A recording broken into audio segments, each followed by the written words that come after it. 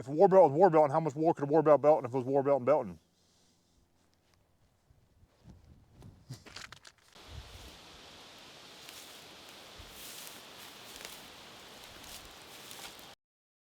Hey guys, Lucas here from Vintage Surplus, and today we're gonna take a look at a new piece of kit we started carrying beginning of the year that's already had a really good response, and we wanted to cover it because it's a pretty cool piece of kit and it replaces something we've been wanting, we carried for a while and we just haven't been able to get a hold of. So today we're gonna go over the USMC padded sub belt, what I'm wearing right now. So let's dig into what this is in an example loadout. So if you don't know what you're kind of doing, at least a general idea of how to set one of these up. So yeah, let's dig into this thing. So this is the USMC padded sub belt. Now this is replacing something we carried for a long time and had a lot of and sold a lot of and y'all really loved, which is the Eagle Industries padded war belt. It's hard to get a hold of those these days, especially the harnesses. So this is, kind of a replacement for those, kind of just a new item we added onto the website. But if you've ever handled a padded war belt from Eagle Industries, you're gonna be really familiar with what this is. Now let's go dig through the features on this thing. First off, it's padded and it's got some nice kind of open, breathable foam. I'm not a foam kind of expert, but it is comfortable. It can carry a good load on there and it is breathable. On the front side, we got a ton of MOLLE. So this is a medium that I'm wearing right now and showing off. It has 20 columns of MOLLE wide, and that is 3 rows deep. So you can kind of have some different ranges to adjust your height of your pouches on there, and you can put plenty of stuff on there. 20 is pretty wide, it's wider than the tap. So if you're putting stuff on here, there's plenty of space to put it on there. And it's gonna be able to support that load because it's well padded. It's not overly padded, it's not too thick that it's kind of like a bulky item, but it is well padded to be comfortable once it's sitting on your hips.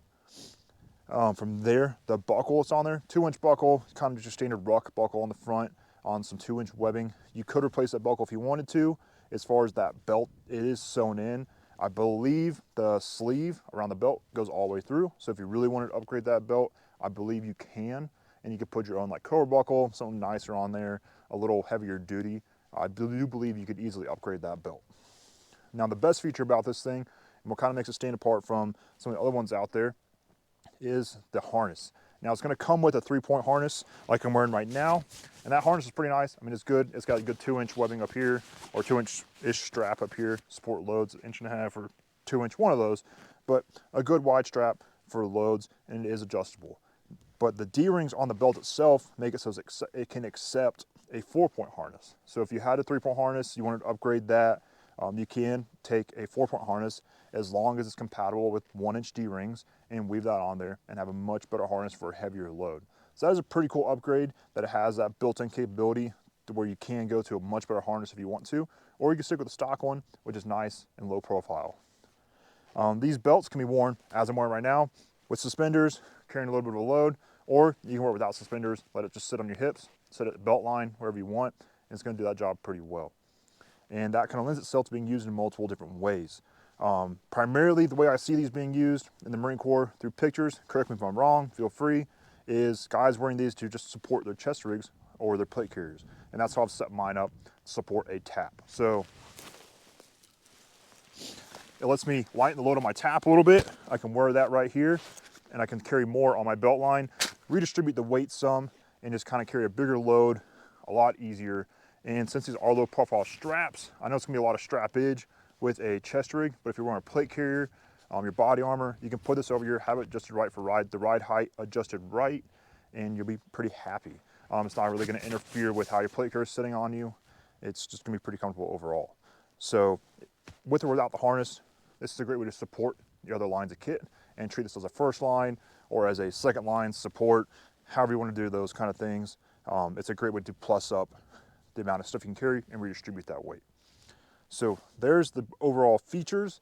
Now let's get into this example loadout I have that I built out to support my tap. So that way I can light load on my tap a good bit and still carry everything I want, plus a little more. All right, so like I said, I've set this up to support my chest rig, and I can do this for plate carriers, whatever it may be as well. So to go over the chest rig real quick, this is a tap. Set this up pretty light, especially compared to my normal loadouts. But I have 4 mags right here, and then I have an extra one in a speed reload, a assault pouch for admin kind of stuff, and then a TQ pouch just to have one right there, easy to access. So 5 mags on my chest rig. I could easily, plus this up a little more, but plenty of admin space, everything like that. So this is a pretty light rig as it is, and it's only carrying just the basics. So I'm able to redistribute that IFAK I might have on here normally, the canteen pouch I might have on here normally, I can put that on my belt line. And that's what I've done. So I've taken this. Right now I have the suspenders on there. I could definitely take those off and I'd be more than comfortable. This isn't too heavy of a load. But we'll go from my left around to how I've built this out to support my chest rig. So I have another magazine right here that brings my total up to 6 magazines, 1 on the belt, 5 on the rig, and then 1 on my gun. So 7 total for a full combat load. Could definitely do a double mag right here, plus that up a little more easily, but I just stuck to a single speed reload right there. From there I got a dump pouch. Just in basic infantry tasks, basic combat tasks, I do believe you should have a dump pouch on you, just between retaining magazines, because especially as a civilian, we don't just get magazines for free. But so retaining that is nice. Anything expended that you want to keep hold of, be able to do that nicely and easily. Trash, carry extra stuff, dump pouch is really great for that. This is a Marine Corps dump pouch. They're big, they got a good reinforced opening, so they stay opening. It's just a nice dump pouch. From there, it's gonna sit at the center of my back is my IFAK and a 1-quart canteen pouch. Now, again, it's in the back, so it's pretty easy to get to. I can reach with both hands, open that up, pull guts out if I really need to, or I could just, if I didn't have suspenders on, unbuckle the belt, wrench it off, IFAK's right there. Or if I didn't have suspenders on, I could just wrench the whole belt around to my front, get to my IFAK pretty easy. So it being in the back center like that, even in a pouch like this, it's still easy enough to get to. And then 1 quart, again, it's not the easiest thing to get to, especially in these Eagle Industries ones with the cinch top, the elastic cinch top. It can be kind of a pain to pull it out, put it back in.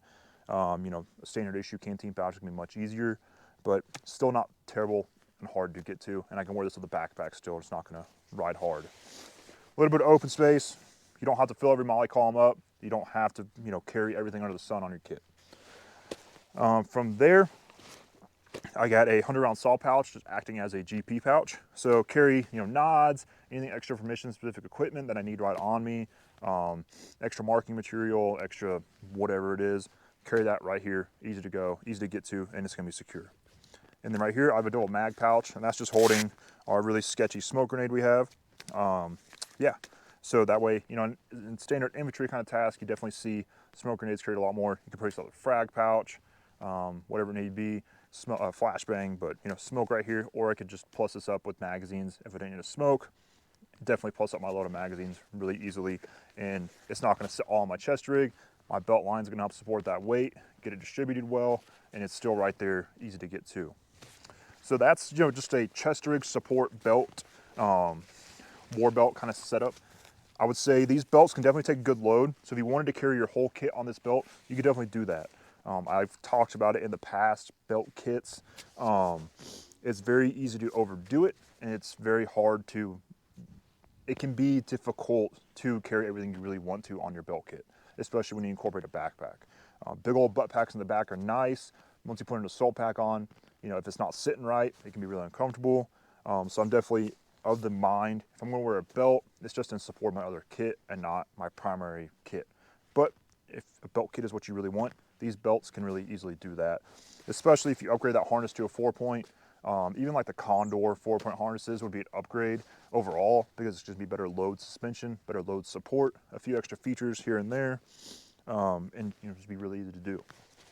And I mean, laugh if you want Condor, laugh as you will at Condor, but they have good gear these days. That's a nice bird. It holds up pretty well. So easy way to upgrade the harness is just get a Condor 4-point harness, and you're gonna be rocking it pretty well. Yeah, these only come in Coyote because Marine Corps. Anybody asks about that, you know, no multicam ones. If there were multicam ones, it doesn't really matter. It's a belt, you're gonna cover it up. Why does the color matter? But I don't know, that's just my personal opinion, I guess. So yeah, that's the USMC padded sub belt in a nutshell with an example loadout. Again, these are really great belts. I think the padding is just thick enough to make these not bulky, but still support a good bit of weight. I think you can set these up in a variety of ways. With or without suspenders, you can be pretty happy wearing this. And most of the pictures I see, they're very minimally set up. It's just enough to support the chest rig or the plate carrier the Marine is wearing, and it's pretty nice. Now the Army has a version that they've come out with in the recent days of a issued suspendered belt. We will cover that eventually. In comparison, it kind of sucks. Well, it does suck in comparison. they did some things where they tried to make it more high speed and they kind of failed at the end of the day. So we'll cover that eventually because we are going to carry that in limited amounts just because we have the ability to. And we'll cover that eventually as another belt option if you really want to get something just kind of off the wall.